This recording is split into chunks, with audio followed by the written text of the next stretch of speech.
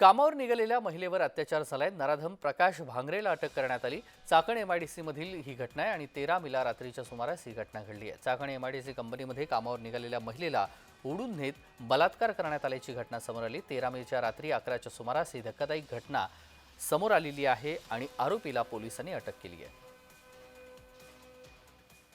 त्यांचा कुठलाही परिचय यापूर्वीचा नव्हता आणि त्यांचे कामाची ठिकाणं देखील वेगवेगळी आहेत.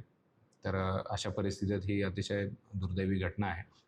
परंतु ही घटना समजल्यानंतर तात्काळ त्याच्यामध्ये गुन्हा दाखल करण्यात आला आणि पिंपरी चिंचवडच्या गुन्हे शाखेची 7 ते 8 पथकं आणि स्थानिक Mhalunge police station, Chakan police station, Mhalunge police station या ठिकाणची 4 पथकं अशा संपूर्ण टीमने कंटिन्युअसली जवळजवळ 18 ते 19 तास त्या ठिकाणी तपास करून सर्व तांत्रिक मुद्द्यांच्या आधारे तांत्रिक विश्लेषण करून काल संध्याकाळी आम्ही त्या आरोपीला ताब्यात घेतलं.